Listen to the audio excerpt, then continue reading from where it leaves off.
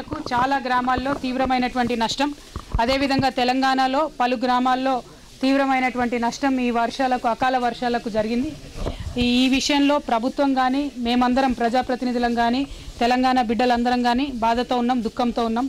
రైతులను ఆదుకోవాలన్నటువంటి ఉద్దేశంతో గత 2-3 సంవత్సరాలుగా ఏదైతే ఇన్సూరెన్స్ రాకుండా మనకు ఇబ్బందులకు గురవుతూ ఉన్నామో ఆ ఇన్సూరెన్స్ త్వరితగతిన వచ్చే విధంగా చర్యలు తీసుకుంటూ ఉన్నాం.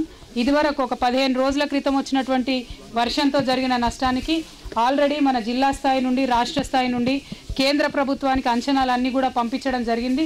ఆ కరువుకు సంబంధించి కేంద్ర ప్రభుత్వం నుంచి అతి త్వరలోనే డబ్బులు కూడా విడుదల చేయించుకునేటటువంటి ప్రయత్నం చేస్తూ ఉన్నాము. అదేవిధంగా నిన్నగాక మొన్న ఏదైతే వడగళ్ల వాన పడ్డదో దానితోని మళ్ళా రాయకల్ ప్రాంతంలో చాలా తీవ్రంగా మామిడి పంటకు కానీ, అరటి పంటకు కానీ, నువ్వుకు కానీ, మక్కకు కానీ, సజ్జ, పసుపు వీటన్నిటికి కూడా తీవ్రమైనటువంటి నష్టం జరిగింది. అయితే రైతులందరికీ భరోసా ఇస్తూ ఉన్నాం. తెలంగాణ రాష్ట్ర సమితి ఆధ్వర్యంలో, కేసీఆర్ గారి ఆధ్వర్యంలో నడిచేటటువంటి ప్రభుత్వం, రైతులను ఆదుకోవాలనుకునేటటువంటి ప్రభుత్వం కాబట్టి నష్టం 33% నుంచి ఎంత నష్టం జరిగినా కూడా మొత్తంగా అంచనా కట్టి నష్టపరిహారం చెల్లిస్తాం. దానికి కూడా చాలా తొందరగా ఇక్కడే కలెక్టర్ గారు, సబ్ కలెక్టర్ గారు, జెడ్పీ చైర్పర్సన్ గారు అందరూ కూడా ఉన్నారు.